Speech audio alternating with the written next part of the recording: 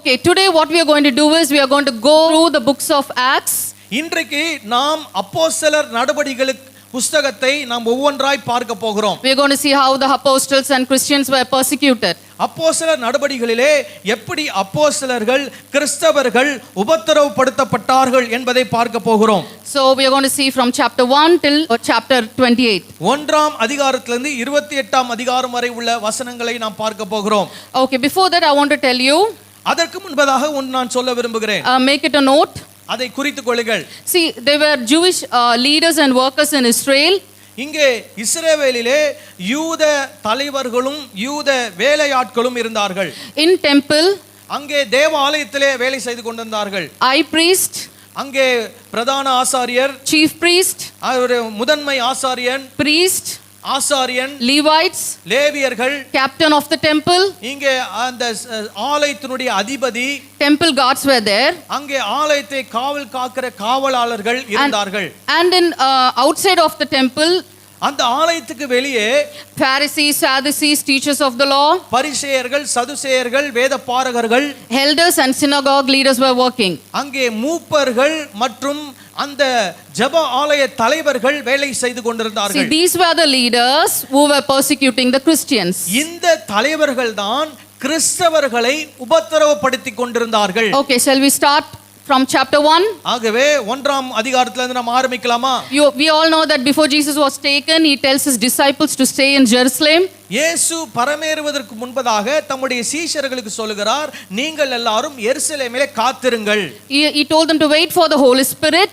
நீங்கள் பரிசுத்த ஆவிக்காக காத்திருங்கள். And he tells them, when you receive the Holy Spirit, you'll receive the power and you'll be an eyewitness for me in Jerusalem, in all Judea, Samaria and all over the earth. இயேசு சொல்லுகிறார், நீங்கள் பரிசுத்த ஆவியை பெறும்போது பலனடைந்து எனக்கு எருசலேமிலும் யூதேயாவிலும் சமாரியாவிலும் உலகத்தின் கடைசி பரியந்தமும் எனக்கு கண்ணால் கண்ட சாட்சிகளாய் இருப்பீர்கள் என்று சொல்லுகிறார். Now we come to Acts chapter 2. இப்போ அப்போஸ்தலர் 2ஆம் அதிகாரத்துக்கு வருவோம். The Holy Spirit comes on 120 people on the festival of Pentecost. அங்கே பெந்தேகோஸ்தே என்னும் நாளிலே 120 பேர் மேலே பரிசுத்த ஆவியானவர் வந்து இறங்குகிறார். A miracle happens. அங்கே ஒரு அற்புதம் நடக்கிறது. And these people talk in different languages and they tell about Jesus. அங்கே இருக்கிறவர்கள் வித்தியாசமான மொழிகளிலே பாஷைகளிலே பேசி இயேசு கிறிஸ்துவை குறித்து அறிவிக்கிறார்கள். Now a church is born. இங்கே சபை புதிதாக பிறக்கிறது. The church grows. அந்த சபை பிறந்த சபை கொஞ்சம் கொஞ்சமாய் வளர ஆரம்பிக்கிறது. They enjoy the favor of all the people. அங்கே இருக்கக்கூடிய எல்லா ஜனங்கள் மத்தியிலே நல்ல நன்மைகளை பெற்றவர்களாய் இரக்கம் பெற்றவர்களாய் அவர்கள் வாழ்ந்தார்கள். Apostles do the miracles and do wonders. அப்போஸ்தலர்கள் அற்புதங்கள் அதிசயங்களை செய்கிறார்கள். Now everything is going on smoothly and peacefully. எல்லாமே நல்ல சமாதானமா சந்தோஷமா போகுது. Now we come to Acts 3. இப்போ அப்போஸ்தலர் 3ஆம் அதிகாரத்துக்கு வருகிறோம். One day Peter and John they go to a temple and they heal a lame man. பேதுருவும் யோவானும் தேவாலயத்துக்கு போகிறார்கள். அங்கே போய் ஒரு சப்பானியை சுகப்படுத்துகிறார்கள். When this beggar is healed, the people from in the temple they all run towards Peter. அந்த சப்பானி அந்த பிச்சைக்காரன் அவன் சுகப்படுத்தப்படும் போது அங்கே இருக்கக்கூடிய ஜனங்கள் எல்லாம் பேதுருவிடத்திலும் யோவானிடத்திலும் ஓடி வருகிறார்கள். And Peter talks about Jesus to the crowd. அங்கே வரக்கூடிய அந்த ஜனக்கூட்டத்திற்கு பேதுரு இயேசு கிறிஸ்துவை பற்றி சொல்லுகிறார். Now somebody is getting jealous.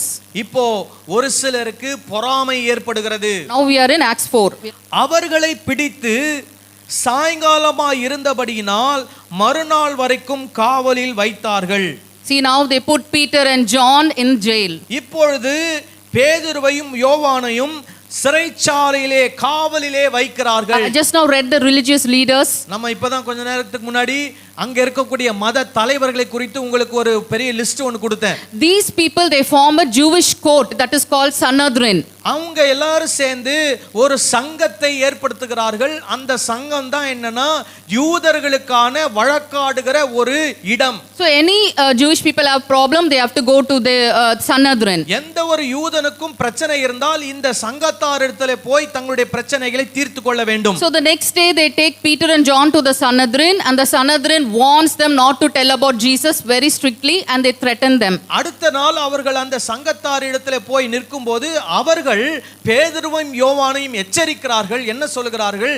இந்த இயேசுவை குறித்து நீங்கள் யாரிடத்திலும் பேசக்கூடாது என்று சொல்லி எச்சரித்து அனுப்புகிறார்கள். Now we come to Acts 5. இப்போ அப்போஸ்தலர் 5ஆம் அதிகாரத்துக்கு வருவோம். Apostles, they continue to do and perform many miracles and wonders and they tell about Jesus. அப்போஸ்தலர்கள் அநேக அற்புத அடையாளங்களை செய்து இயேசு கிறிஸ்துவை பற்றி அறிவிக்கிறார்கள். Now they are put in jail. இப்போ மறுபடியும் அவர்கள் சிறைச்சாலையிலே அடைக்கப்படுகிறார்கள். Can we read Acts 5:17 and 18? அப்போஸ்தலர் 5:17-18 வாசிக்கலாமா? அப்பொழுது பிரதான ஆசாரியனும் அவனோடு கூட இருந்த சதுசேய சமயத்தார் அனைவரும் எழும்பி பொறாமையினால் நிறைந்து அப்போஸ்தலர்களை பிடித்து பொதுவான சிறைச்சாலையிலே வைத்தார்கள். And then what happens? அதுக்கப்புறம் என்ன நடக்குது? An angel comes and opens the door, tells them to go to the temple and preach about Jesus. கர்த்தருடைய தூதன் ராத்திரியிலே சிறைச்சாலையின் கதவுகளை திறந்து அவர்கள் வெளியே கொண்டு வந்து நீங்கள் போய் தேவாலயத்திலே நின்று இந்த ஜீவ வார்த்தைகள் எல்லாவற்றையும் ஜனங்களுக்கு சொல்லுங்கள் என்றான்.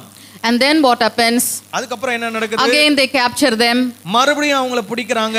When you see in verse 40 and 41, 40-41 வசனங்களை நீங்கள் வாசித்து பார்ப்பீர்களானால் apostles were flogged and they rejoiced. அப்பொழுது அவர்கள் அவனுடைய யோசனைக்கு உடன்பட்டு அப்போஸ்தலரை வழவரைத்து அடித்து இயேசுவின் நாமத்தை குறித்து பேசக்கூடாது என்று கட்டளையிட்டு அவர்களை விடுதலையாக்கினார்கள். See, these people never stopped even though they were persecuted. இவர்கள் உபத்திரவப்பட்டாலும் இயேசு கிறிஸ்துவை சொல்லுவதை குறித்து இந்த அப்போஸ்தலர்கள் ஒரு நாளும் நிறுத்தவில்லை. They rejoiced. அவர்கள் சந்தோஷப்பட்டார்கள். And now we go to Acts 6. அப்போஸ்தலர் 6ஆம் அதிகாரத்துக்கு வருவோம். We see a person here, Stephen. இங்கே ஸ்தேவான் என்ற ஒரு மனிதனை குறித்து பார்க்கலாம். You all know the story. He was a very powerful man. He did wonders. அந்த ஸ்தேவான் என்பவன் அவன் நிறைய அற்புத அடையாளங்களை செய்தான். If you see in Acts chapter 6 verse 11, அப்போஸ்தலர் 6ஆம் அதிகாரம் 11ஆம் வசனத்தை வாசிக்கும்போது they give a false accuse on him. அவர்கள் ஒரு பொய்யான குற்றச்சாட்டை வைக்கிறார்கள். Can we read that verse 11? அப்பொழுது அவர்கள் மோசேக்கும் தேவனுக்கும் விரோதமாக இவன் தூஷண வார்த்தைகளை பேச கேட்டோம் என்று சொல்லும்படியாக மனுஷரை ஏற்படுத்தி. See, these people, Jewish people, they stirred up the crowd and the religious leaders. இந்த யூத ஜனங்கள் அவர்கள் தலைவர்களையும் மற்ற ஜனங்களையும் தூண்டிவிட்டு ஸ்தேவானுக்கு எதிராக பொய்யான குற்றச்சாட்டுகளை ஏற்படுத்தினார்கள். They seized him and they brought him to the Sanhedrin. அவனை பிடித்து அவனை கொண்டு வந்து சங்கத்துக்கு முன்பதாக நிறுத்தினார்கள். Now we come to Acts 7. இப்பொழுது அப்போஸ்தலர் 7ஆம் அதிகாரத்துக்கு வருவோம். Now Stephen stands before the Sanhedrin and he speaks boldly about Jesus. இங்கே இந்த சங்கத்தாருக்கு முன்பதாக ஸ்தேவான் நின்று இயேசு கிறிஸ்துவை குறித்து தைரியமாய் பேசுகிறான். Acts 7:58. 7ஆம் அதிகாரம் 58ஆம் வசனத்தை வாசிக்கும்போது They drag him and they stone him to death. அவனை நகரத்துக்கு புறம்பே தள்ளி அவனை கல்லெறிந்தார்கள். அந்த வாலிபன் அந்த இடத்திலே மரித்து போனான். And those who killed Stephen, their coats, they gave it to Paul. He was there. இங்கே யாரெல்லாம் ஸ்தேவானை கல்லெறிந்தார்களோ அவர்கள் தங்களுடைய மேல் அங்கியை கழற்றி பவுலுடைய பாதத்தின் அருகே வைத்தவர்கள். Now Paul is a villain now. இப்போ இந்த இடத்துல இந்த சூழ்நிலையில பவுல் வந்து ஒரு வில்லன் மாதிரி இருக்கிறார். Okay, now we go to Acts 8. 8ஆம் அதிகாரத்துக்கு போவோம். So on that day a great persecution broke out. அந்த நாளிலே ஒரு பெரிய உபத்திரவம் தொடங்கினது. It came against the church of Jerusalem. எருசலேமில் இருக்கக்கூடிய திருச்சபைக்கு எதிராக அந்த உபத்திரவம் வந்தது. All the believers in that Jerusalem church, they were scattered everywhere. இங்கே எருசலேமில் இருந்த திருச்சபை மக்கள் அனைவரும் சிதறடிக்கப்பட்டு போனார்கள். They went to Judea, Samaria, Galilee, like that, அவர்கள் யூதேயா, சமாரியா, கலிலேயா போன்ற இடங்களுக்கு போனார்கள். And only the apostles stayed in Jerusalem church. அப்போஸ்தலர் மாத்திரமே எருசலேமில் இருந்த திருச்சபையிலே இருந்தார்கள். And I really like this Jerusalem church people. இந்த எருசலேம் திருச்சபையாரை எனக்கு ரொம்ப பிடித்திருக்கிறது. You know why? ஏன் தெரியுமா? Can we read Acts chapter 8:4? அப்போஸ்தலர் 8ஆம் அதிகாரம் 4ஆம் வசனத்தை வாசிக்கலாமா? சிதறி போனவர்கள் எங்கும் திரிந்து சுவிசேஷ வசனத்தை பிரசங்கித்தார்கள். They were never scared of the persecution. அவர்கள் உபத்திரவத்தை பார்த்து பயப்படவில்லை. Wherever they got scattered, அவர்கள் எங்கெல்லாம் சிதறி போனார்களோ they preached, they told told about Jesus to everyone. They saved people from eternal fire. அவர்கள் இயேசு கிறிஸ்துவினுடைய சுவிசேஷத்தை ஜனங்களுக்கு பிரசங்கித்து ஜனங்களை நித்திய அழிவிலிருந்து மீட்டெடுத்தார்கள். So wherever these people were scattered, lots of churches were formed in that area. எங்கெல்லாம் ஜனங்கள் சிதறி போனார்களோ அந்த இடங்களிலெல்லாம் திருச்சபைகள் ஆரம்பிக்கப்பட்டது. Now we come to chapter 9. இப்பொழுது 9ஆம் அதிகாரத்துக்கு வருவோம். Our villain is threatening to murder the disciples. இப்போ நம்ம வில்லன் வந்து என்ன பண்றாருன்னா சீஷர்களை கொலை செய்யும்படிக்கு அவர்களை அச்சுறுத்துகிறார். That is Paul. அதுதான் Pavul. Now what he does, he gets a permission from high priest and he's going to Damascus to arrest God's people and bring them to Jerusalem to put them in prison. Pavul வந்து புறப்பட்டு போறாரு. எதுக்கு போறாருன்னா பிரதான ஆசாரியர்கிட்ட இருந்து கடிதத்தை வாங்கி இந்த இயேசு கிறிஸ்துவை குறித்து பிரசங்கிக்கக்கூடிய ஜனங்களை சிறைபிடித்து கொண்டு வந்து அவர்களை சிறையில் அடைக்க வேண்டும் என்று சொல்லி அவர் புறப்பட்டு போகிறார். There he hears Jesus' voice on the road to Damascus. அவர் தமஸ்கு ரோட்டிலே போகும்போது இயேசு கிறிஸ்து அவரை சந்திக்கிறார். இயேசு கிறிஸ்துவுடைய சத்தத்தை அவர் கேட்கிறார். Acts chapter 9:5, can we read that? 9ஆம் அதிகாரம் 5ஆம் வசனத்தை வாசிக்கலாம். அதற்கு அவன், ஆண்டவரே நீர் யார் என்றான். அதற்கு கர்த்தர், நீர் துன்பப்படுத்துகிற இயேசு நானே, முள்ளில் உதைக்கிறது உனக்கு கடினமாம் என்றார். Okay, so we see that from this word it is very clear, anybody persecutes us. இதிலிருந்து நாம என்ன தெரிந்து கொள்கிறோம்? யார் நம்மை உபத்திரவப்படுத்தினாலும் they are persecuting Jesus. அவர்கள் நம்மை உபத்திரவப்படுத்தவில்லை, இயேசுவை உபத்திரவப்படுத்துகிறார்கள். And now Paul becomes blind for 3 days. 3 நாள் கண் தெரியாமல் போய் விடுகிறது. Now God in a vision he directs Ananias and he brings to Paul. அனனியாவை கர்த்தர் இவருடைய பவுலிடத்திலே வரும்படியாக சொல்லி பவுலிடத்திற்கு அனனியாவை அனுப்புகிறார். He receives vision. பவுல் தன்னுடைய கண் பார்வையை பெற்றுக் கொள்கிறார். When Ananias lays hands on Paul, he receives Holy Spirit. அனனியா பவுலுடைய தலைமையில கையை வைக்கிறார். பவுல் பரிசுத்த ஆவியை பெற்றுக் கொள்கிறார். Now see here. இந்த இடத்துல பாருங்க. When Paul receives Holy Spirit, Pavul பரிசுத்த ஆவியை பெற்றுக் கொள்ளும்போது he didn't talk in tongues. அவர் அந்த இடத்துல அந்நிய பாஷையில பேசல. He didn't jump, he didn't clap, he didn't rotate, he didn't create a big scene. அவர் கை தட்டல, குதிக்கல, உருளல, பெறல, ஒரு பெரிய ஒரு சீன் போடல. The Holy Spirit came gently. அங்கே ரொம்ப மென்மையாக பரிசுத்த ஆவியானவர் பவுல் மேல் வந்து இறங்கினார். Then he got baptized. அவர் ஞானஸ்நானம் பெற்றார். Then for several days he started telling in Damascus about Jesus, that he is the true Messiah. தமஸ்குவிலே இயேசுவே உண்மையான மேசியா, இயேசுவே ஆண்டவர் என்று சொல்லி பவுல் அநேகரிடத்திலே போய் அறிவிக்க ஆரம்பித்தார். Now what happened? The Jewish people then to kill Paul. இப்போ பவுலை கொல்வதற்கு யூதர்கள் திட்டம் தீட்டுகிறார்கள். Can we read in Acts 9 verse 23, 24 and 25? அப்போஸ்தலர் 9 23, 24, 25 வசனங்களை வாசிக்கிறேன். அநேக நாள் சென்ற பின்பு யூதர்கள் அவனை கொலை செய்யும்படி ஆலோசனை பண்ணினார்கள். அவர்களுடைய யோசனை சவுலுக்கு தெரிய வந்தது. அவனை கொலை செய்யும்படி அவர்கள் இரவும் பகலும் கோட்டை வாசல்களை காத்து கொண்டிருந்தார்கள். சீஷர்கள் ராத்திரியிலே அவனை கூட்டிக் கொண்டு போய் ஒரு கூடையிலே வைத்து மதில் வழியாய் இறக்கி விட்டார்கள். So we see Paul escapes on that night. அந்த இரவிலே பவுல் அந்த இடத்திலிருந்து தப்பித்து செல்லுகிறார். Okay, next he goes to Jerusalem. There also he boldly preaches about Jesus. அதுக்கப்புறம் அவர் எருசலேமுக்கு போகிறார். எருசலேமிலேயும் ரொம்ப தைரியமா இயேசு கிறிஸ்துவை குறித்து பிரசங்கிக்கிறார். Now Jewish people again they plan to kill him. மறுபடியும் யூதர்கள் பவுலை கொல்வதற்கு திட்டம் போடுகிறார்கள். So the believers they take him and they send him to his hometown Tarsus. இங்கே மறுபடியும் தர்சுவுக்கு பவுலை அவனுடைய சொந்த ஊருக்கு விசுவாசிகள் அவனை அனுப்பி விடுகிறார்கள். That is today Turkey. இன்றைக்கு துருக்கி நாடாக அது இருக்கிறது.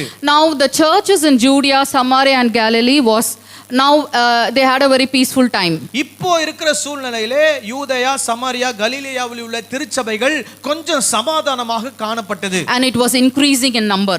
ஆனால் அதே நேரத்திலே எண்ணிக்கையிலே அதிகரிக்க ஆரம்பித்தது. Now when you come to Acts chapter 11, அப்போஸ்தலர் 11ஆம் அதிகாரத்துக்கு வருவோம். in Syria there is a place called Antioch. சிரியாவிலே அந்தியோகியா என்ற ஒரு பட்டணம் இருந்தது. This church was growing so greatly.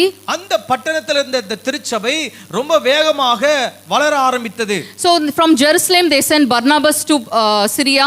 அந்த எருசலேமிலிருந்து பர்னபாவை அந்த சிரியாவிலே உள்ள அந்தியோகியா திருச்சபைக்கு அனுப்புகிறார்கள். Now Barnabas sees and he's so happy that so many people have been saved. So what he does, he goes to Turkey and gets Saul and they come back to Antioch. சிரியாவிலே நல்ல சபை அதிகமாய் வளர்கிறதை பார்த்து பர்னபா சந்தோஷப்பட்டு அங்கிருந்து அவர் என்ன பண்றாருன்னா துருக்கிக்கு போய் பவுலை அழைத்து கொண்டு வருகிறார். Now Paul and Barnabas they do ministry for 1 year in Antioch in Syria. அந்தியோகியா சிரியாவிலே உள்ள அந்தியோகியாவிலே பவுலும் பர்னபாவும் ஒரு ஆண்டு இருந்து அங்கே ஊழியம் செய்கிறார்கள். So this was the first time in history that these people were called Christians.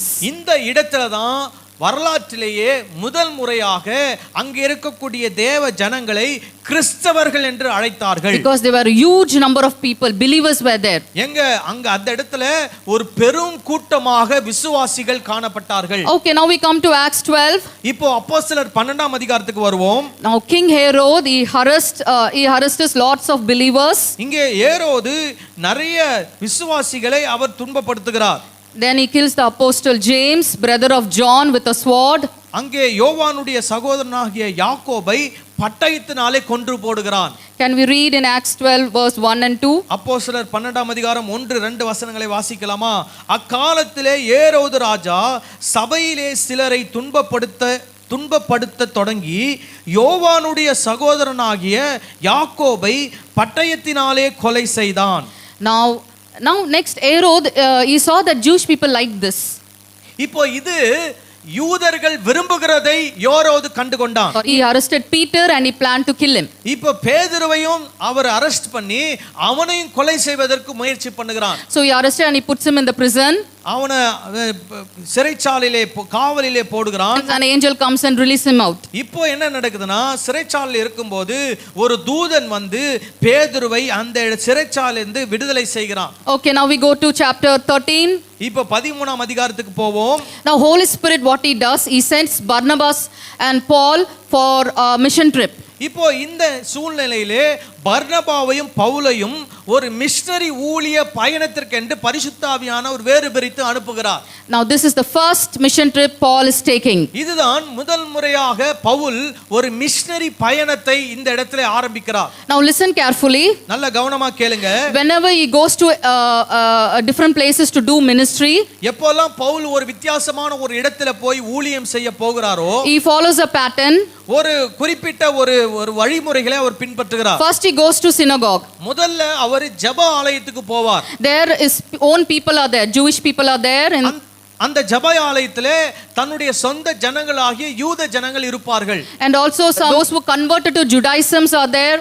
யூத மதத்திற்கு மாறினவர்களும் அந்த இடத்துல இருப்பார்கள். Then after he reached the synagogue, then he goes outside to the Gentiles. முதல்ல அந்த ஜெபாலயத்துல போய் இயேசு கிறிஸ்துவை பத்தி சொல்லிட்டு அதுக்கப்புறமா புறஜாதியார் இடத்திலே அவர் இயேசுவை அறிவிக்க செல்வார். Then he goes to the city, then he goes to the whole region. அதுக்கப்புறம் அங்க இருக்கக்கூடிய பட்டணங்கள், அதுக்கப்புறம் அந்த முழு இடத்திற்கும் அவர் செல்வார். So keep in mind whenever he goes to every place, this is the pattern he follows. நல்ல ஞாபகத்துல வெச்சுக்கோங்க, பவுல் எந்த இடத்துக்கு போனாலும் இந்த ஒரு நடைமுறையை தான் அவர் பின்பற்றுவார். And always the result was a great number of people were added into God's kingdom. ஒவ்வொரு முறையும் அவர் போய் ஊழியங்களை செய்யும்போது ஒரு திரள் கூட்டமான ஜனங்கள் தேவ ராஜ்யத்திலே சேர்க்கப்படுகிறார்கள். Now Paul takes a ship and he goes to Cyprus. இப்போ பவுல் கப்பல் ஏறி சிப்புரு தீவுக்கு போகிறார். Now he meets a Jewish sorcerer and a false prophet. ஒரே நபர் தான், அவர் என்னவா இருக்கிறார், மந்திரவாதியாவும் இருக்கிறாரு, கள்ளத்தீர்க்கதரிசியாவும் இருக்கிறாரு, அதே நேரத்தில் அங்க இருக்கக்கூடிய அதிபருக்கு ரொம்ப நெருக்கமானவராகவும் இருக்கிறார். Okay, can we read in Acts 13:8? அப்போஸ்தலர் 13:8 வாசிக்கலாமா? We see there that the governor calls Paul to listen to gospel. And what this false teacher does, we'll see in this verse.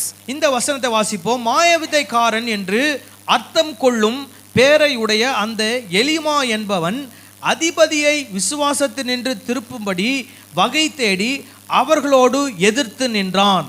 Now what happens? Paul, what he does, he gets so angry, and what he does is he blinds that persons for some time.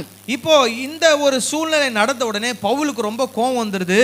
அவன் என்ன பண்றான், அந்த நபர் கண் தெரியாமல் போகும்படி செய்கிறான். Now this governor sees this miracle and he accepts the message. இந்த அற்புதத்தை அந்த அதிபர் அவன் பார்த்துட்டு பவுல் கொண்டு வந்த செய்தியை அவன் ஏற்றுக்கொள்கிறான். Now Paul leaves that place and now he is going to Turkey. There is an Antioch in Turkey, so he goes to that Antioch. இப்போ மறுபடியும் பவுல் இந்த இடத்துல இருந்து புறப்பட்டு துருக்கிக்கு போகிறான். துருக்கியிலும் ஒரு அந்தியோகியா என்ற ஒரு பட்டணம் இருக்கிறது. Can we read in Acts 13:45? அப்போஸ்தலர் 13:45 நம்ம வாசிக்கலாமா? You can see somebody is getting jealous.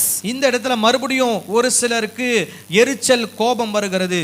யூதர்கள் ஜனக்கூட்டங்களை கண்டபோது பொறாமையினால் நிறைந்து பவுலினால் சொல்லப்பட்டவைகளுக்கு எதிரடையாய் பேசி விரோதித்து தூஷித்தார்கள். And in that Antioch place, what happens? The city leaders, they kick Paul and Barnabas out of the city. We read in Acts 13:49-52. 13:49-52 கர்த்தருடைய வசனம் அத்தேசமெங்கும் பிரசித்தமாயிற்று. யூதர்கள் பக்தியும் கனமும் உள்ள ஸ்திரீகளையும் பட்டணத்து முதலாளிகளையும் எடுத்துவிட்டு பவுலையும் பர்னபாவையும் துன்பப்படுத்தும்படி செய்து தங்கள் எல்லைகளுக்கு புறம்பாக அவர்களை துரத்தி விட்டார்கள். இவர்கள் தங்கள் கால்களில் படிந்த தூசியை அவர்களுக்கு எதிராக உதறி போட்டு இக்கோனியா பட்டணத்துக்கு போனார்கள். சீஷர்கள் சந்தோஷத்தினாலும் பரிசுத்த ஆவியினாலும் நிரப்பப்பட்டார்கள். Okay, after this now we come to chapter 14. இதுக்கப்புறமா 14ஆம் அதிகாரத்துக்கு நாம் வருவோம். Now Paul and Barnabas go to Iconium. இப்போ பவுலும் பர்னபாவும் இக்கோனியம் என்ற ஒரு இடத்திற்கு போகிறார்கள். Again these Jewish people come and persecute him. மறுபடியும் இங்க யூதர்கள் வந்து இவர்களை உபத்திரவப்படுத்துகிறார்கள். Can we read in verse 14:2? 14ஆம் அதிகாரம் 2ஆம் வசனத்தை வாசிக்கலாமா? விசுவாசியாத யூதர்கள் சகோதரருக்கு விரோதமாய் புறஜாதியாருடைய மனதை எழுப்பிவிட்டு பகை உண்டாக்கினார்கள். And then they all plan to stone them. அவர்களை கல்லெறிய திட்டம் போட்டார்கள். They escape from that place. அதுக்கப்புறம் அந்த இடத்துல இருந்து அவங்க தப்பிச்சு போறாங்க. Then they go to Lystra. லிஸ்த்ரா என்ற ஒரு இடத்திற்கு போகிறார்கள். Now while Paul was doing ministry in that place, அந்த இடத்திலே பவுல் ஊழியம் செய்யும்போது there is a lame man, he get healed. ஒரு சப்பானி சுகமடைகிறான். And the people in that place, they think God has come here, so what they do, they bring a bull and they start to sacrifice it. அங்கே இருக்கக்கூடிய ஜனங்கள் நினைக்கிறார்கள் இந்த பவுல் என்பவன் ஒரு கடவுள் என்று நினைத்து அங்கே ஒரு காளை மாட்டை கொண்டு வந்து இவனுக்கு பலி செலுத்தும்படியாக இவனை பணிந்து கொள்ளும்படியாக வருகிறார்கள். Now Paul and Barnabas, what they do is they tear their clothes and they tell, we are just a human being, don't do that. And they are not able to control the crowd. அங்கே பவுலும் பர்னபாவும் சொல்றாங்க, நாங்கெல்லாம் ஒரு சாதாரண மனுஷங்க தான், எங்களெல்லாம் நீங்க வந்து கடவுள் நினைக்காதீங்கன்னு சொல்லி தங்கள் சட்டைகளை கிழித்து கொண்டு அவர்களுக்கு அதை சொல்லுகிறார்கள். Now somebody comes from Antioch and Iconium. இங்கே இக்கோனியாவிலிருந்தும் அந்தியோகியாவிலிருந்தும் ஒரு சிலர் வருகிறார்கள். They are the Jewish people. மறுபடியும் அதே யூதர்கள் தான். They win the crowd. அவங்க வந்து அந்த ஜன கூட்டத்தை தங்கள் வசப்படுத்துகிறார்கள். They stone Paul and drag him outside the city.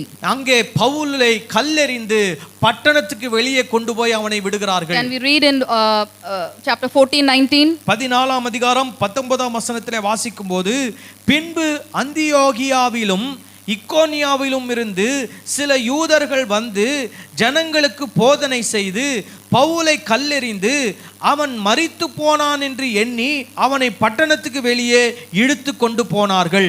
After that Paul gets up and he comes back to Syria again to Antioch church. மறுபடியும் பவுல் எழுந்து மயக்கம் தெளிந்து எழுந்து மறுபடியும் அவர் சிரியாவில் இருக்கக்கூடிய அந்தியோகியாவில் இருக்கக்கூடிய பட்டணத்தில் உள்ள சபைக்கு வந்து சேர்கிறார். Now his first mission trip is over. இப்போ முதல் மிஷனரி பயணம் முடிவடைகிறது. Now he stays for some time in Antioch church. மறுபடியும் அந்தியோகியா திருச்சபையிலே கொஞ்ச நாள் அவர் தங்கி இருக்கிறார். Now he plans to go and visit again the churches where he planted. மறுபடியும் எங்கெங்கெல்லாம் திருச்சபை நிறுவினாரோ அந்த திருச்சபைகளை எல்லாம் போய் சந்திக்கணும் அப்படினு சொல்லி திட்டம் போடுறார். Now this second trip again he takes a second missionary trip. இரண்டாவது மிஷனரி பயணத்தை ஆரம்பிக்கிறார். Now he comes to Lystra. மறுபடியும் லிஸ்த்ரா பட்டணத்துக்கு வருகிறார். There he finds Timothy. மறுபடியும் அங்க தீமோத்தேயு என்ற சீஷனை பார்க்கிறார். Timothy follows him in his journey. தீமோத்தேயுவும் பவுலுக்கு பின்னாடியே அவருடைய பிரயாணத்துல கூட சேர்ந்து போறார். Now he goes through Turkey. மறுபடியும் துருக்கி வழியா போறார். But certain place, Holy Spirit doesn't allow him to go. சில இடங்களுக்கு பரிசுத்த ஆவியானவர் போவதற்கு இடம் கொடுக்கவில்லை. Only in certain place he goes. சில இடங்களுக்கு மட்டும் போறார். He strengthens churches. அங்க இருக்கக்கூடிய திருச்சபைகளை அவர் பலப்படுத்துகிறார், தைரியப்படுத்துகிறார். And then they come to Philippi. அங்கே பிலிப்பி பட்டணத்துக்கு வருகிறார்கள். Philippi is today's Greece. இப்போ இருக்கக்கூடிய கிரேக்க நாடுதான் பிலிப்பி பட்டணம். There he finds Lydia. அங்கே லீதியாள் என்ற சொல்லக்கூடிய ஒரு பெண்ணை சந்திக்கிறார்கள். She and her whole household are saved. அவளும் அவருடைய வீட்டாரும் ரட்சிக்கப்படுகிறார்கள். Now while he is there in that place, அவர் அந்த இடத்துல இருந்தபோது there was one slave girl. She had a spirit of fortune telling. அங்கே ஒரு அடிமை பெண் ஒருத்தி இருந்தால் அவளுக்கு என்னன்னா நல்ல சகுனம் சொல்ற ஒரு ஆவி அவளுக்குள் இருந்தது. So she earned lot of money for her owner. அவள் என்னன்னா தன்னுடைய எஜமானுக்கு நிறைய பணத்தை சம்பாதித்து கொடுத்து கொண்டிருந்தாள். She was at back of Paul and irritating him. அவள் என்ன பண்ணான்னா பவுல் போய் ஊழியம் செய்யும்போது பவுலுக்கு பின்னாடி வந்து அவனுக்கு ரொம்ப தொல்லை கொடுத்துக்கிட்டு இருந்தா. One day he got so annoyed and he commanded the spirit to come out of her. Pavul ஒரு நாள் ரொம்ப கோபம் வந்துருச்சு. அந்த அசுத்த ஆவிய அவர் வெளியே போகும்படி கட்டளையிடுறாரு. Now what happens is owner doesn't get money now. இப்போ என்ன நடக்குதுன்னா அந்த அடிமை பெண்ணுடைய எஜமானுக்கு வந்த வருமானம் நின்னு போயிடுச்சு. Can we read in Acts 16:19? அப்போஸ்தலர் 16:19 வாசிக்கலாமா? அவளுடைய எஜமான்கள் தங்கள் ஆதாயத்து நம்பிக்கை அற்று போயிற்றென்று கண்டு பவுலையும் சீலாவையும் பிடித்து சந்தை வெளியில் உள்ள அதிகாரிகளிடத்தில் இழுத்து கொண்டு போனார்கள். Then we read verse 22 also. 22வது வசனம், அப்பொழுது ஜனங்கள் கூட்டம் கூடி அவர்களுக்கு விரோதமாய் எழும்பினார்கள். அதிகாரிகள் அவர்கள் வஸ்திரங்களை கிழித்து போடவும் அவர்களை அடிக்கவும் சொல்லி. So we see how Paul and Silas were beaten and flogged in marketplace. இப்போ அந்த மார்க்கெட் இடத்துல பவுலும் சீலாவும் அடிக்கப்படுகிறார்கள். They were put in prison. அவர்களை அநேக அடித்த பின்பு சிறைச்சாலையிலே அவர்களை வைக்கிறார்கள். At midnight a miracle happens. All the doors in the prison gets open. நள்ளிரவிலே ஒரு அற்புதம் நடக்கிறது. எல்லா சிறைச்சாலை கதவுகளும் திறக்கிறது. The jailer is saved. அந்த சிறைச்சாலை அதிபதி அவன் ரட்சிக்கப்படுகிறான். Next we come to Acts 17. அப்போஸ்தலர் 17ஆம் அதிகாரத்துக்கு வருவோம். Now Paul comes to Thessalonica. இங்கே தெசலோனிக்கேயா என்ற இடத்திற்கு பவுல் வருகிறார். Here lot of prominent women get saved. இங்கே இருக்கக்கூடிய ரொம்ப பிரசித்தி பெற்ற பெண்கள் அங்கே ரட்சிக்கப்படுகிறார்கள். Now we read in Acts 17:5, somebody is getting jealous. அப்போஸ்தலர் 17:5 ஒரு சில கூட்டத்தார் பொறாமை கொள்ளுகிறார்கள். We'll see what they are doing. இவங்க என்ன செய்யறாங்க பாருங்க. விசுவாசியாத யூதர்கள் வைராக்கியம் கொண்டு வீணராகிய சில பொல்லாதவர்களை சேர்த்து கொண்டு கூட்டம் கூடி பட்டணத்தில் அமளி உண்டாக்கி. Jewish people are very bad people, huh? இந்த யூதர்கள் ரொம்ப மோசமானவங்களா காணப்பட்டாங்க. They go to marketplace, they get a rowdy. அவங்க போய் சந்தை வெளிகளில போய் ரவுடி பசங்களை கூட்டி வராங்க. They go to Jason house. They think Paul and Silas are there in Jason house. They go and they drag the believers also. We read in verse 6. யாசோனுடைய வீட்டை வளைத்துக் கொண்டு அவர்களை பட்டணத்துக்கு முன்பாக இழுத்து கொண்டு வர வகை தேடினார்கள் சொல்லி வாசிக்கிறோம். They don't find Paul and Silas there. அங்கே பவுலையும் சீலாவையும் அவர்கள் காணவில்லை. Now this Jason and other believers have to pay money to get released from the prison. இங்கே அந்த சிறைச்சாலையிலிருந்து வெளியே வருவதற்கு யாசோனும் மற்றவர்களும் பணம் செலுத்த வேண்டி இருந்தது. So at night what happened? The believers they send Paul and Silas to Berea. இரவு நேரத்திலே பெரேயா பட்டணத்துக்கு பவுலையும் சீலாவையும் அனுப்பி விடுகிறார்கள். Now the Jewish people in Berea are very good people. இப்போ இந்த பெரேயா பட்டணத்தில் இருக்கக்கூடிய யூத ஜனங்கள் நல்லவர்களாக இருந்தார்கள். They received the message and they checked the scripture whether the Paul said was true or not. அங்கே இருந்த யூதர்கள் என்ன பண்ணுகிறாங்கன்னா பவுலுடைய செய்தியை பெற்றுக்கொள்கிறார்கள். அதுக்கப்புறமா வேத வாக்கியங்கள் மூலமாக பவுல் சொன்னது சரியா தவறா என்பதை ஆராய்ந்து பார்க்கிறார்கள். As a result many people were saved. இதன் விளைவாக நிறைய பேர் ரட்சிக்கப்படுகிறார்கள். Okay, and then what happens? Some group comes from Thessalonica. மறுபடியும் தெசலோனிக்கேயாவிலிருந்து இன்னொரு கூட்டத்தார் வருகிறார்கள். They hear Paul is there in Berea. So what happened? The Jewish people they come there again to create a problem. Pavul பெரேயாவில் இருக்கிறார் அப்படின்னு கேள்விப்பட்டு மறுபடியும் யூதர்கள் பெரேயாவுக்கு வந்து அங்க மறுபடியும் ஒரு பிரச்சனையை உருவாக்குறாங்க. Now immediately the believers sent Paul from Berea to Athens. இங்கே பெரேயாவிலிருந்து அத்தேனே பட்டணத்துக்கு பவுலை விசுவாசிகள் அனுப்பி விடுகிறார்கள். Now Paul goes around Athens city. இங்கே பவுல் அத்தேனை பட்டணத்தை சுற்றி நடந்து செல்கிறார். He sees thousands of idols everywhere. அங்கே அநேக ஆயிரக்கணக்கான விக்கிரகங்களை பவுல் பார்க்கிறார். He does ministry as usual. He does ministry in synagogue. மறுபடியும் அவர் வழக்கம் போல அங்கே இருக்கக்கூடிய ஜெப ஆலயத்துல போய் முதல்ல ஊழியம் செய்கிறார். He does ministry in marketplace. அதுக்கப்புறம் சந்தை வெளிகளிலே போய் ஊழியம் செய்கிறார். Now this Paul, he is taken to one group. இந்த பவுல் ஒரு கூட்டத்தினால கொண்டு செல்லப்படுகிறார். In that group, lot of people, they sit down, they don't do anything, they waste their time, just talk about new ideas. அங்க இருக்கக்கூடிய அந்த கூட்டம் எப்படிப்பட்ட கூட்டம்னா எந்த வேலையும் செய்ய மாட்டாங்க, ஏதாகலும் ஒரு புது யோசனைகளை குறித்து பேசிக்கொண்டே இருப்பார்கள். Paul tells about Jesus. Pavul அந்த இடத்துல அவர்களுக்கு இயேசு கிறிஸ்துவை குறித்து சொல்லுகிறார். Lot of members in that group are get saved. அங்க இருக்கக்கூடிய கூட்டத்தில் இருக்கிற நிறைய பேர் ரட்சிக்கப்படுகிறார்கள். And lot of prominent people were getting saved also. அங்க இருக்கக்கூடிய முதன்மையான பிரசித்தமான நபர்களும் ரட்சிக்கப்படுகிறார்கள். Now we come to Acts 18. இப்போ அப்போஸ்தலர் 18க்கு வருவோம். Now Paul goes to Corinth.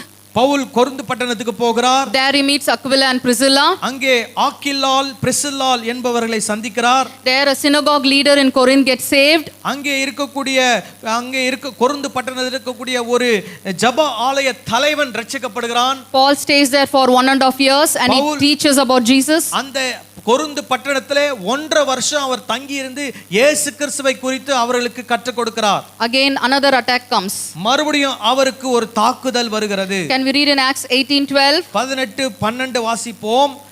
கல்லியோன் என்பவன் அகாயா நாட்டிற்கு அதிபதியான போது யூதர்கள் ஒருமனப்பட்டு பவுலுக்கு விரோதமாய் எழும்பி அவனை நியாயாசனத்துக்கு முன்பாக கொண்டு போய். Later on what happens, in that place they beat a synagogue leader called Sosthenes. சொஸ்தேனு என்று சொல்லக்கூடிய ஒரு ஜெப ஆலய தலைவனை அவர்கள் அடிக்கிறார்கள். Now Paul's second trip is over. இப்ப பவுலுடைய இரண்டாவது மிஷனரி பயணம் முடிவடைகிறது. Again he come back to Syria in Antioch. மறுபடியும் சிரியாவில் உள்ள அந்தியோகியாவுக்கு வருகிறார். He stays there for some time. அங்கே சில காலங்கள் தங்கி இருக்கிறார். Come to chapter 19. 19வது அதிகாரத்துக்கு வந்துட்டோம். Now he takes the third missionary trip. இப்போ மூன்றாவது மிஷனரி பயணத்தை ஆரம்பிக்கிறார். As usual he was going around Turkey. அதே போல துருக்கி வழியாய் போகிறார். Now he comes to the Turkey's southwest side. எபேசு பட்டணத்துக்கு வருகிறார். There what he does, he stays there for 2 years. எபேசுவிலே 2 ஆண்டுகள் தங்கி இருக்கிறார். Now can we read in Acts 19:9? அப்போஸ்தலர் 19:9 வாசிக்கலாமா? சிலர் கடினப்பட்டு அவிசுவாசிகளாகி கூட்டத்திற்கு முன்பாக இந்த மார்க்கத்தை நிந்தித்தபோது அவன் அவர்களை விட்டு விலகி சீஷரை அவர்களில் இருந்து பிரித்து கொண்டு திரன்னு என்னும் ஒருவனுடைய வித்தியாசாலையிலே அனுதினமும் சம்பாஷித்து கொண்டு வந்தான். So here in this verse we see they say evil things about Paul and his Christianity. இவங்க இருக்கக்கூடிய சிலர் பவுலை குறித்தும் பவுலுடைய கிறிஸ்தவத்தை குறித்தும் தீமையான காரியங்களை சொல்ல ஆரம்பித்தார்கள். There in that place அந்த இடத்திலே Paul does a very extraordinary miracles. Pavul ஒரு ரொம்ப இயற்கைக்கு அப்பாற்பட்ட அசாத்தியமான ஒரு அற்புதத்தை செய்தார். Whoever touches Paul's hanky or apron, they were healed and the evil spirit goes out of them. பவுலை தொட்டவர்கள், பவுலுடைய கைக்கூட்டையை தொட்டவர்கள், அதே போல நிறைய பேருக்கு சுகம் உண்டானது, நிறைய அசுத்தாவிகள் அந்த இடத்தை விட்டு அங்கே இருக்கிறவர்களை விட்டு ஓடினது. And then many witchcraft people were saved and they bought lot of conjuring books and burned it. அங்கே இருந்த அநேக மாயவித்தைக்காரர்கள் ரட்சிக்கப்பட்டார்கள். அவர்கள் மாயவித்தைக்கு பயன்படுத்தக்கூடிய புத்தகங்களை கொண்டு வந்து போட்டு குவித்து எரித்தார்கள். In that place whole region they almost got saved. கிட்டத்தட்ட அங்க இருக்கக்கூடிய எல்லா இடத்துல இருக்கிற பெரிய இடங்கள்லாம் ரட்சிக்கப்பட ஆரம்பித்தது. And there was a man there, he was making an idol of a goddess. அங்கே ஒரு மனிதன் தான், அவன் ஒரு தெய்வத்துடைய சொரூபங்களை உருவாக்கி விற்று கொண்டிருந்தான். Now people they have gone to Christianity, so what happened, the business has gone down. இப்போ நிறைய பேர் ரட்சிக்கப்பட்டு கிறிஸ்தவத்துக்குள்ள வந்துட்டாங்க. அதனால விக்கிரக தொழில் அது பாதிக்கப்பட்டு விட்டது. So what he does, he stirs up the crowd, the city, and he brings them to the theater. அங்கே இருக்கக்கூடிய ஜனங்கள், அந்த நகரத்தில் இருக்கக்கூடிய ஜனங்களை தூண்டிவிட்டு அவர்கள் எல்லாரையும் கூட்டிக் கொண்டு ஒரு பெரிய இடத்திற்கு எல்லாரும் கூடுகிற ஒரு இடத்திற்கு கூடி வந்தாங்க. They arrest two of Paul's companion. இங்கே பவுலோடு கூட இருந்த 2 நண்பர்களை அவர்கள் சிறைப்படுத்தினார்கள். Later on the city clerk he just sends everybody away. அங்க இருக்கக்கூடிய அந்த பட்டணத்தின் அதிபதி அவங்க எல்லாரையும் கலைந்து போக சொல்லுகிறான். Now we come to Acts 20. இப்போ அப்போஸ்தலர் 20வது அதிகாரத்துக்கு வருவோம். Now Paul is in Troas. இப்போ பவுல் த்ரோவா பட்டணத்தில் இருக்கிறார். For 7 days he is doing ministry. 7 நாட்கள் அங்கே ஊழியம் செய்கிறார். That is also in Turkey. அதுவும் துருக்கியில தான் இருக்கிறது. Now in that place people, when he was teaching, people were listening to him. அங்கே பவுல் அவர்கள் போதிக்கும் போது ஜனங்கள் எல்லாரும் ரொம்ப கவனமாக அவர் சொல்லுவதை கவனித்தார்கள். Till midnight they were listening. ரொம்ப இரவு நேரம் வரைக்குமே பவுல் சொல்லுகிறதை கவனித்துக் கொண்டிருந்தார்கள். Remember that was the time a boy falls from 3rd floor and Paul wakes him up. அந்த இடத்துல தான் ஒருவன் வந்து தூக்க கலக்கத்துல 3வது மாடியிலிருந்து கீழே விழுகிறாரு.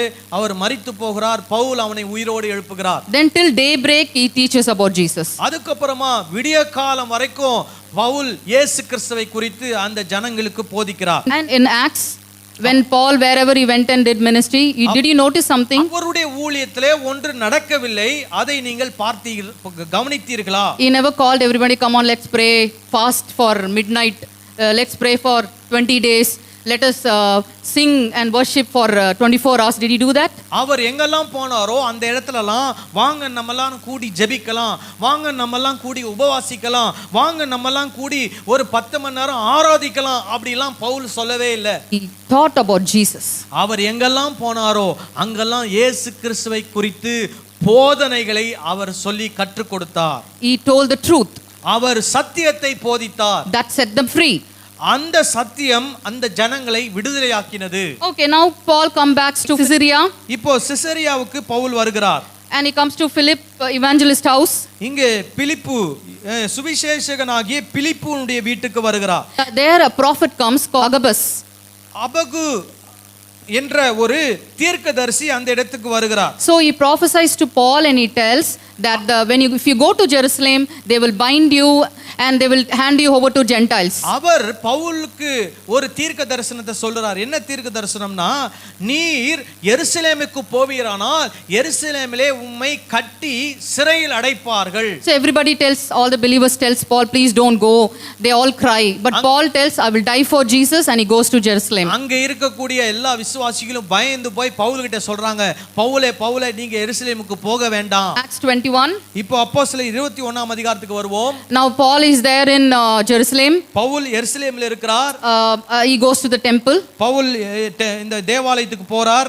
Then there the people, Jewish people who are there in Asia Minor, இங்கே ஆசியாவிலே இருக்கக்கூடிய அங்கே யூதர்கள் என்ன பண்ணுகிறார்கள்? They get hold of Paul and they blame him that he has bought a Gentile inside the temple. அவங்க என்ன பண்றாங்கன்னா பவுலை பிடிச்சு என்ன ஒரு குற்றச்சாட்டு வைக்கிறாங்க. பவுல் என்ன பண்ணிட்டாரு, ஒரு புறஜாதியான தேவாலயத்துக்குள்ள கொண்டு வந்துட்டாருன்னு சொல்லி ஒரு தவறான குற்றச்சாட்டு வைக்கிறாங்க. Can we read in Acts 21:30-32? 21:31-32 அந்த வசனங்களிலே சொல்லப்பட்டிருக்கிறது.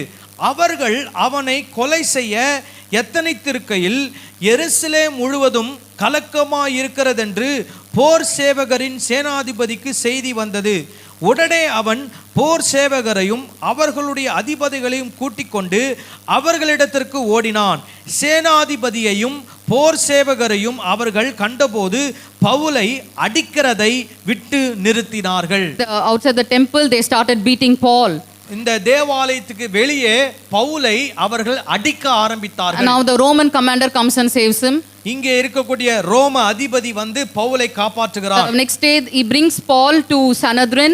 அதுக்கு அப்புறமா அவனை சங்காத்தாரிடத்திற்கு கொண்டு வருகிறார்கள். Now Paul he tells that he is doing God's will.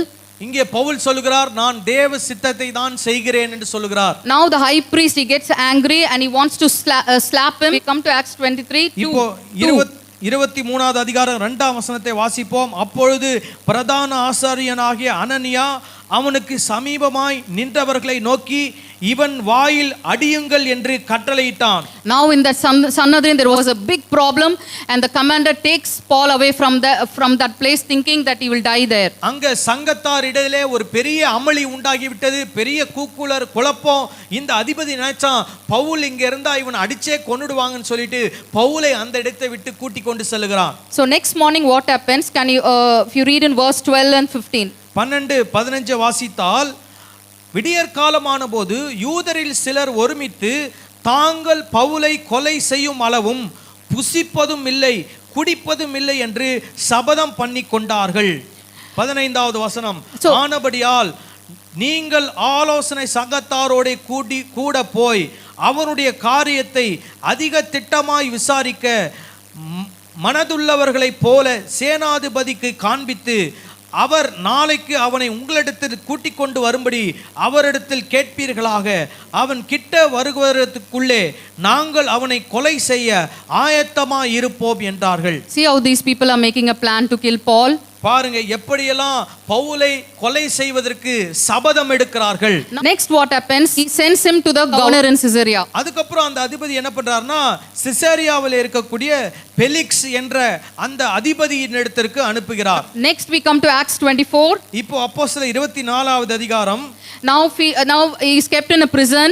இப்போ பவுல் ஒரு சிறைச்சாலையில் வைக்கப்படுகிறார். In Acts 25 when you come, அப்போஸ்தலர் 25ல there is another governor comes. He is Festus. பெஸ்து என்கிற இன்னொரு அதிபதி வருகிறான். They also inquire about Paul. அவனும் பவுலை விசாரிக்கிறான். Now Paul he appeals to Caesar. மறுபடியும் பவுல் இப்ப என்ன சொல்றாருன்னா, நான் என்ன பண்ணுனா ராயனை நான் சந்திக்க வேண்டும், ராயனிடத்தில் நான் முறையிட வேண்டும் என்று சொல்லுகிறான். Then when you come to Acts 26, அப்போஸ்தலர் 26க்கு வருவோம். and there Agrippa king also investigates this problem. Agrippa ராஜாவும் இந்த பிரச்சனையை கையில் எடுத்து இதை விசாரிக்கிறார். They all come to a conclusion that Paul doesn't do any mistake. அவங்க எல்லாம் சேர்ந்து ஒரு முடிவுக்கு வர்றாங்க, பவுல் மேல எந்த குற்றச்சாட்டும் இல்ல. Now we come to Acts 27. இப்போ அப்போஸ்தலர் 27க்கு வருவோம். Now they send him to Italy. அவரை இத்தாலியாவுக்கு அனுப்புகிறார்கள். Now they're going in a ship. அவங்க எல்லாம் கப்பல்ல போறாங்க. And for many days they are suffering under the storm and without the sunlight. அங்கே சூரிய வெளிச்சம் இல்லாமல் புயலிலும் காத்திலும் ரொம்ப பாதிக்கப்படுறாங்க. And they go for days without food in the ship. அந்த படகு கப்பல்ல போகும்போது நிறைய நாள் சாப்பாடு இல்ல. And there were 270 people are there in the ship. அந்த கப்பல்ல 270 பேர் கிட்ட இருக்காங்க. One day what happened, the ship it gets stuck in the sandbar. ஒரு நாள் என்ன நடக்குதுன்னா அந்த கப்பல் தரை தட்டி விடுகிறது. And what happens, the soldiers they plan to kill all the prisoners in the ship. அங்க இருக்கக்கூடிய போர் சேவகர் நினைக்கிறாங்க இந்த கப்பல்ல வர எல்லா சிறை கைதிகளையும் கொல்லணும் அப்படி நினைக்கிறாங்க. But the centurion was very kind to Paul. ஆனா நூற்றுக்கு அதிபதி பவுல் மேல ரொம்ப இரக்கமுள்ளவனாய் இருக்கிறான். So he saves all of them. அவங்க எல்லாரையும் அவங்க காப்பாத்துறாங்க. So they get down from the ship, they swim and they go to an island. அவங்க கப்பல்ல இருந்து வெளியே வந்து ஒரு தீவுக்கு போறாங்க. Now it's raining and it is very cold. அங்கே ரொம்ப மழை பெய்கிறது, ரொம்ப குளிரா இருக்கிறது. And what happens, Paul he collects the branches, wooden branches to burn. விறகுகளை எடுத்து வச்சு அவர் ஒரு நெருப்பு மூட்டுறாரு. And around him a viper surrounds his hand. திடீரென்று அவருடைய கையிலே ஒரு விரியன் பாம்பு சுத்தி கொள்ளுகிறது. But nothing happens to him. பவுலை கடிக்குது, ஆனா பவுலுக்கு ஒண்ணும் ஆகல. Then after 3 months he goes to Rome.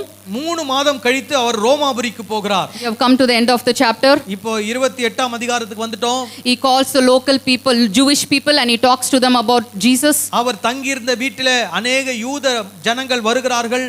அவர்களுக்கு இயேசு கிறிஸ்துவை குறித்து அவர் போதிக்கிறார். But mostly Jews don't listen to him. அநேக யூதர்கள் அவர் சொல்லுகிறதை கேட்கவில்லை. Finally he tells the Jewish people, now the gospel will go to the Gentiles.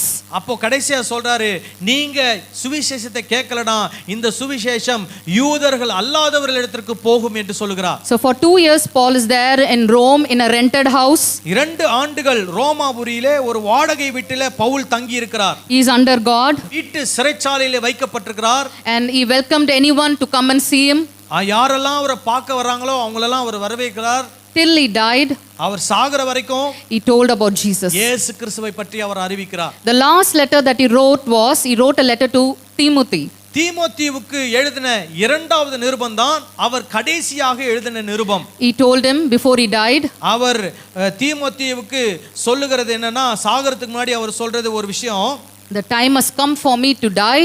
நான் மரிக்கிற நேரம் எனக்கு வந்து விட்டது. I have fought well. நான் நல்ல போராட்டத்தை போராடினேன். I have finished the race. என்னுடைய ஓட்டத்தை முடித்தேன். And I have kept the faith. என்னுடைய விசுவாசத்தை நான் காத்துக்கொண்டேன். Now the Lord will give me the crown of grace. இப்போ ஆண்டவர் எனக்கு அந்த கிருபையின் கிரீடத்தை கொடுக்க ஆயத்தமாய் இருக்கிறார். See, we are all reading this verse just to know how they were persecuted. இதெல்லாம் நம்ம ஏன் வாசிக்கிறோம்னா, எப்படியெல்லாம் அவங்க உபத்திரவப்படுத்தப்பட்டாங்கன்றதை தெரிஞ்சுக்கிறதுக்காக வாசிக்கிறோம். So we have been meditating on persecution. நாம இந்த உபத்திரவத்தை குறித்து நாம் தியானித்து கொண்டு வருகிறோம். And never to forget that the persecution is a part of our life. நாம ஒரு நாளும் மறக்க கூடாது, உபத்திரவம் என்பது கிறிஸ்தவ வாழ்க்கையினுடைய ஒரு பகுதியாக இருக்கிறது.